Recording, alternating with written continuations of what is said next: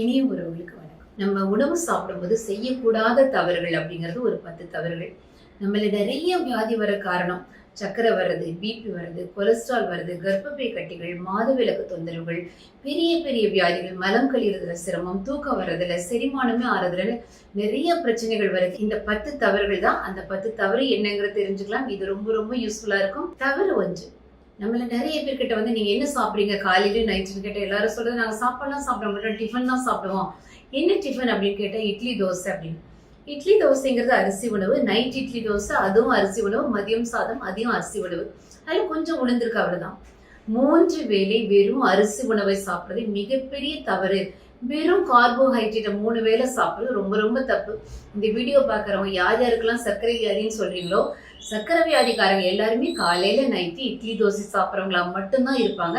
இதை நீங்க உங்களை நீங்களே கேட்டுக்கோங்க. 40 வயசுக்கு மேல எனக்கு முட்டு வலி வந்துருச்சு அப்படின்னு சொல்றவங்களாம் இந்த காலையில நைட்டு இட்லி தோசை சாப்பிடுறவங்க. உலகத்தின் அதிகமா உயிர் வாழ்ற முதல் 30-40 நாடுகள் இந்த தவறுகள் 3 வேளை அரிசி உணவை எந்த நாடும் சாப்பிடுறது இல்ல. மற்றபடி இட்லி தோசை வேண்டவே வேண்டாம்னு ஒரு வீடியோ வித் லவ் டெய்சி சரண் சேனல்ல போட்டிருக்கேன். அது கொஞ்சம் என்னன்னு பாத்துருங்க, ரொம்ப உபயோகமா இருக்கும். இட்லி தோசை வந்து நல்ல உணவு அப்படிங்கறதெல்லாம் வேற, ஆனா எந்த அளவுக்கு நல்லதுங்கிறது அதுல போட்டிருக்கேன். மற்றபடி நீங்க என்ன சாப்பிடணும், காலையில டிஃபன் என்னதான் சாப்பிடுறதுன்னா கம்பங்கூழ் வாரத்துல 2 நாள் சாப்பிடுங்க. மிக அருமையான மருத்துவ குணமுள்ள ஒரு உணவு.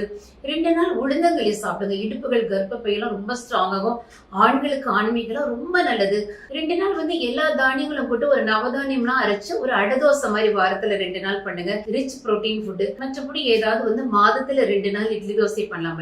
3 வேளையும் இட்லி தோசை சாப்பிடுறது மிகப்பெரிய தவறு. தவறு 2. நம்ம எல்லாரும் உணவு சாப்பிடும் போது இடையில தண்ணி, 2 வாய் சோறு கொஞ்சம் தண்ணி, 2 வாய் சோறு கொஞ்சம் தண்ணி அப்படின்னு என்ன சொல்லுவாங்க, சாப்பிட்டு முடிச்சோன்னு நான் ஒரு டம்ளர் சுடுதண்ணி குடிச்சிருவேங்க. அதை நிறைய பேர் வந்து அந்த மாதிரி குடிங்கன்னு வேற சொல்லி வீடியோ போறாங்க.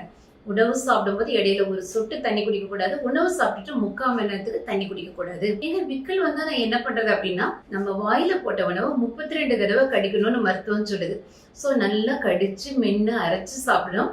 3/4 மணி நேரம் தண்ணி குடிக்க கூடாது. சாப்பிட்டு முடிச்சோன்னா தண்ணி குடிச்சா என்ன ஆகும் கேட்டீங்கன்னா, நம்ம சாப்பிட்ற கடினமான உணவுகள், ஒரு மட்டன், சிக்கன், மீன் குழம்பு, மீன் ஃப்ரை, இதெல்லாம் செரிமானம் பண்றதுக்கு நம்மளுடைய பித்தப்பையில இருந்து பித்த நீர்னு ஒண்ணு சுரக்கும். பைல் செக்ரியேஷன் சொல்லுவோம். இந்த பித்த நீர் சுரந்து வந்து ஒரு புளிச்ச அமிலமா இருக்கும். அதுதான் நம்மளுடைய சாப்பிட்ற கடினமான உணவுகளை எல்லாம் அரைக்கும். மலம் இப்படி அரைஞ்சு போய் வருது. இந்த வேலை செய்யறது பித்த நீர். நீங்க இப்ப சாப்பிடும் போது இடையில தண்ணி குடிச்சா அந்த செரிமானம் பண்ண வரக்காக அந்த பித்த நீரை நீங்க தண்ணி ஊற்றி கலக்கி விடுறதுனால உங்களுக்கு செரிமானமே ஆகாது. ரொம்ப நேரம் நெஞ்சு கறிக்குது, மேலேயே இருக்குது, எதுக்கரிச்சு வருது, ரெகஸ்ட்ரேஷன்ங்கிற மாதிரி இன்டைஜேஷன், அல்சர், இந்த மாதிரி பெரிய பெரிய தொந்தரவுகள் வரும். இதை நீங்க ஃபாலோ பண்ணுங்க. பாதி பேருக்கு அந்த ஜீரண கோளாறு வந்து சரியாயிரும். நல்லா எனக்கு செரிமானம் ஆகுதுன்னு. இந்த இடையில தண்ணி குடிக்கிறவங்களுக்கு தான் செரிமானம் ஆகல, மலம் சரியா கழியல, தூக்கமின்மை அப்படிங்கிற வியாதிகள்லாம் வரும். இதை மாத்திக்கணும். தவறு 3. இரவு உணவு வந்து எல்லாரும் கேட்டீங்கன்னா எப்படி சாப்பிடுவோம்னா, நம்மள எல்லாருமே நம்ம காலையில அரைகுறையா சாப்பிடுவோம், மத்தியானம் ஓரளவுக்கு சாப்பிடுவோம். அதுவும் வேலைக்கு போறவங்க எல்லாருமே இரவு உணவு தான். சீரியல் எல்லாம் பார்த்துட்டு நல்ல ஹெவியா சாப்பிடுவோம். நல்ல ஒரு போனை நோண்டிட்டு நல்ல ரிச்சா அனுபவிச்சு சாப்பிடுறது இரவு உணவு. ஆனா சித்த மருத்துவம் என்ன சொல்லுதுன்னா, காலையில தான் ரிச்சான ஃபுட்டு நல்ல ஹெவியா சாப்பிடணும், மத்தியானம் மீடியமா சாப்பிடணும், இரவு ரொம்ப லைட்டா ஈஸியா ஜீரணமாகக்கூடிய உணவுகள் சாப்பிடணும். காலையில ராஜா மாதிரி சாப்பிடணும், மத்தியானம் மந்திரியாடு சாப்பிடணும், நைட் பிச்சைக்காரனாட்டு சாப்பிடணுங்கிறது இது உலக அளவுல பழமொழி. Eat like a king in the morning சொல்லி இந்த பழமொழி இருக்குது. காலையில வந்து ரிச்சா சாப்பிடணும் அப்படின்னா 3 இட்லி சாப்பிட்ற இடத்துல 8 இட்லி சாப்பிடுங்கன்னு அர்த்தம் இல்ல. ராஜ உணவை காலையில தான் சாப்பிடணும்.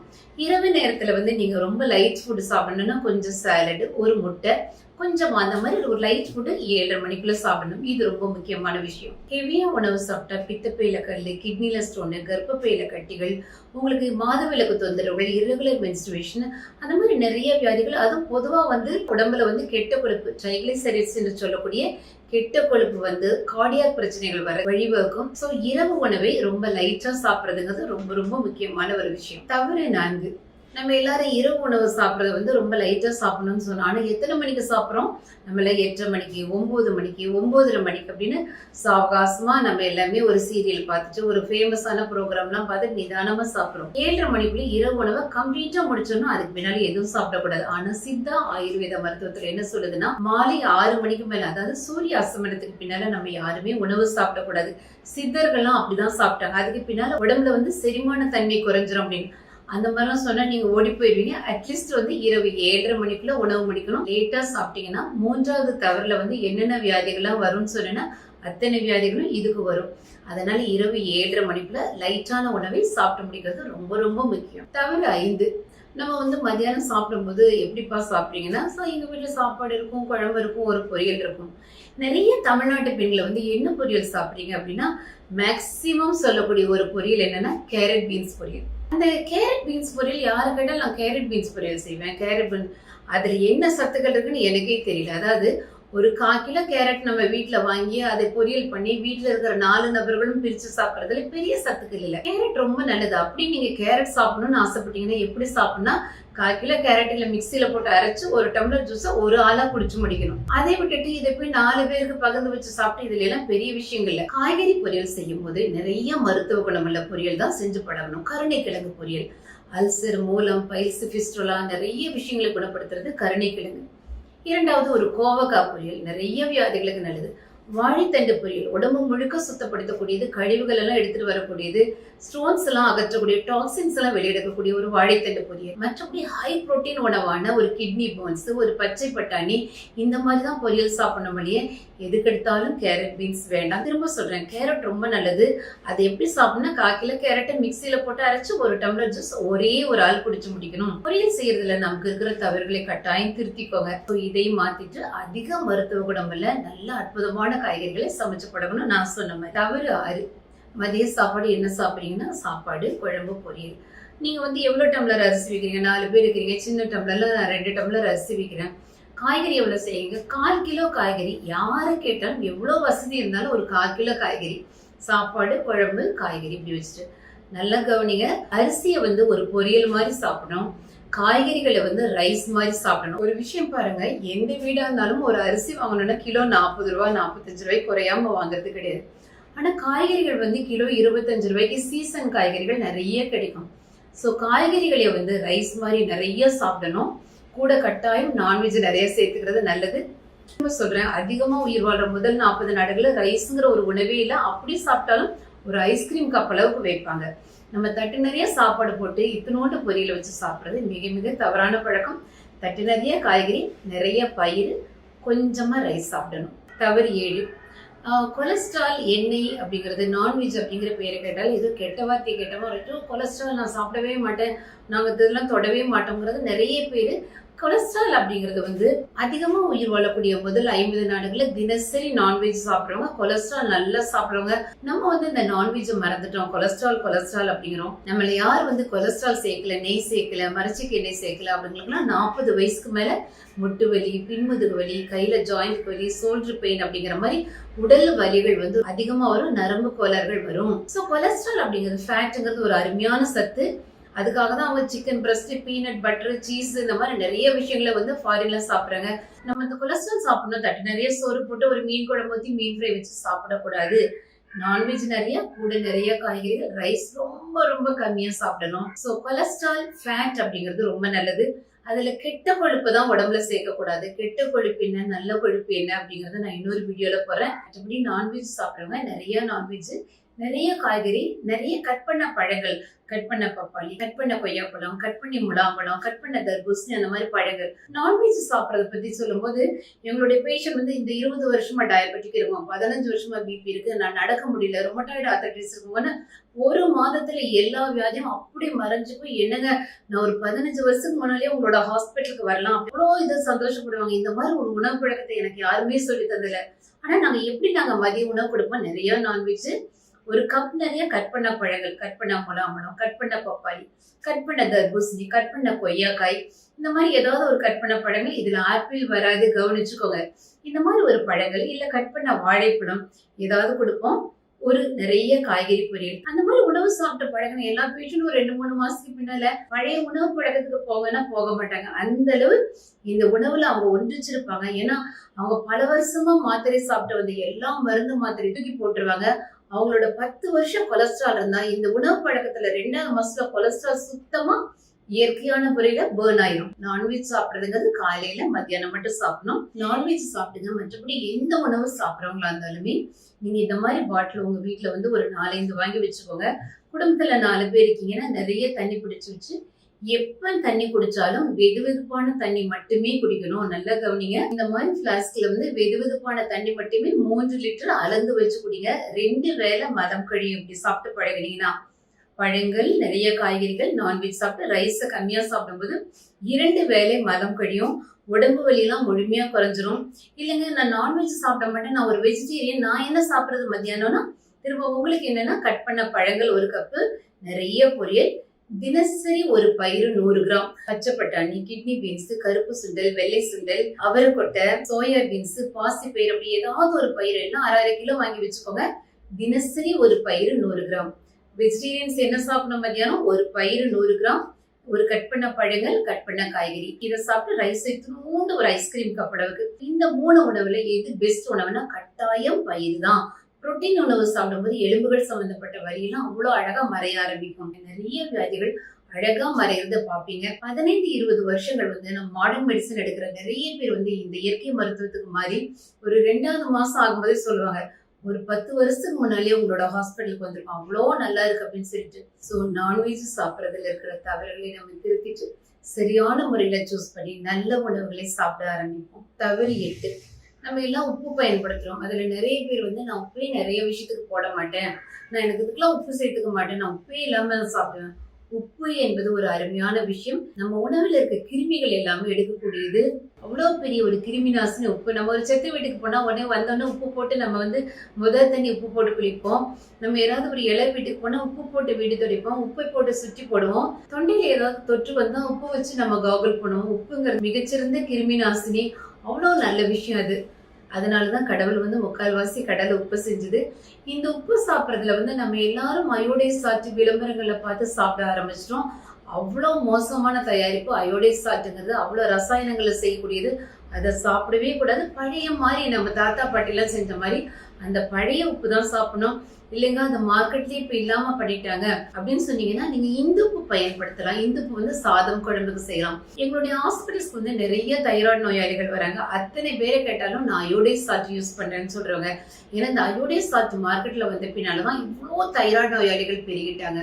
அதனால உப்பு வந்து நம்மளுடைய பாரம்பரிய உப்பு, சாதாரண உப்பு பயன்படுத்தணும். நம்ம இந்த பழைய இரும்பெல்லாம் போட்டா நமக்கு ஒரு உப்பு தருவாங்களே, சாதாரணமா கிலோ 6 ரூபாய் 8 ரூபாய், அதுதான் முறையான மருத்துவ குணமுள்ள உப்புங்கிற தெரிஞ்சுக்கோங்க. அது கிடைக்கலன்னா நம்ம வந்து இந்துப்பு பயன்படுத்தி சாதம் குழம்பு எல்லாத்துக்கும் இந்துப்பு மட்டும் தான் பயன்படுத்தணும். இப்ப நீங்க சைனால போனீங்கன்னா ராக் சால்ட், பாறை உப்பு பயன்படுத்துவாங்க, ரொம்ப நல்லது. இந்துப்பு இல்லைன்னா பாறை உப்பு, இது எதுவும் பயன்படுத்தலாம். ஒரு பிங்க் கலர்ல இருக்கக்கூடிய உப்பு, இதெல்லாம் தாராளமா பயன்படுத்தலாம். அயோடைஸ் சால்ட் பயன்படுத்துறது கூடவே கூடாது. தவறு 9, நம்ம எல்லாரும் இப்ப கண்டெய்னர்ஸ் எல்லாம் யூஸ் பண்ணும்போது பிளாஸ்டிக் கண்டெய்னர்ல வந்து சூடு பண்றோம். ஓவன்ல வச்சு சூடும்போது பிளாஸ்டிக்ல வந்து எல்லா பொருட்களையும் சூடு பண்ணி சாப்பிட்றோம். சூடான பொருட்களை பிளாஸ்டிக்ல வச்சு குடிக்கிறோம். நம்ம யூஸ் பண்றது நான்ஸ்டிக் கடாய்ஸ் நிறைய யூஸ் பண்றோம். சிலிகான் பாத்திரங்கள் அப்படின்னு நிறைய இப்படி மாடர்ன் எக்யூப்மெண்ட்ஸ்க்கு மாறிட்டோம்.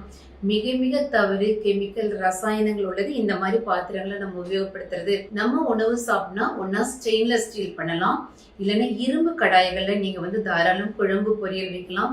மண் பாத்திரங்கள்ல குழம்பு பொரியல் வைக்கிறது அவ்வளோ நல்லது. ஸோ எல்லாத்துக்கும் நீங்க பெஸ்ட் அப்படிங்கிறது இரும்பு கடாயை பயன்படுத்துறது, மண் பாத்திரங்கள். இது வந்து மிக மிக நல்லது, இயற்கையானது, உடம்புக்கு அவ்வளவு இதமானது. அல்சர், கேன்சர் மாதிரி நோய்களை வரவே விடாது. இந்த மாடர்ன் பாத்திரங்களை விட்டுட்டு பழைய முறைக்கு வாங்க. இந்த இரும்பு கடாய்களை எப்படி பராமரிக்கணும்னு உங்க பாட்டி அம்மா கிட்ட கேட்டு தெரிஞ்சுக்கோங்க. அவ்வளவு நல்ல விஷயம். ருசியும் பல மடங்கு அதிகமாக ஆக்கக்கூடியது இதெல்லாம். தவறு 10, நான்வெஜ் சாப்பிட்றதுங்கிறது நம்ம ரொம்ப கம்மி பண்ணிட்டோம். நான் குறைச்சிட்டேன், நான் வாரத்துல ஒரு நாள் தான் சாப்பிடுவேன், இப்ப பெருசா சாப்பிட்றதுல நிறைய பேர் சொல்றோம். நான்வெஜ் உணவு, அசைவ உணவுங்கிறது அவ்வளோ மருத்துவ குணம் உள்ளது. அதுல இருக்கிற சத்துக்களே வேற மாதிரி. திரும்ப சொல்ல, உலகத்துல அதிகமா உயிர் வாழ்ற முதல் 30 நாடும் தினசரி நான்வெஜ் சாப்பிட்றவங்க. நம்ம தமிழர்கள் வந்து இப்ப வாரத்துக்கு ஒரு நாள் நான்வெஜ் அப்படிங்கிற மாதிரி பழக்கத்துக்கு போயிட்டோம். வாரத்துல குறைஞ்சது 4 நாள் வரைக்கும் எடுக்கலாம்.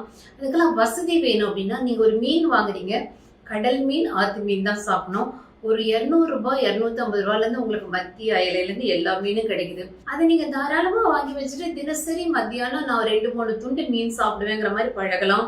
அந்த மாதிரி நான்வெஜ்ல நீங்க வெரைட்டியா சாப்பிடலாம். திரும்ப சொல்றேன், நான்வெஜ் நீங்க நிறைய சாப்பிடும்போது மத்தியானம் நான்வெஜ் சாப்பிடுறீங்க, கூட நிறைய காய்கறி, ரைஸ் வந்து ஒரு ஐஸ்கிரீம் கப் அளவுக்கு தான் இருக்கணும். இந்த உணவு முறைகள் அப்படிங்கிறது நான் சொல்லல, உலகத்துல அதிகமா உயிர் வாழ்ற நாடுகள் பின்பற்றக்கூடிய உணவு முறை. நிறைய புரோட்டீன், ஹை புரோட்டீன் ஃபுட் வந்து நான்வெஜ்.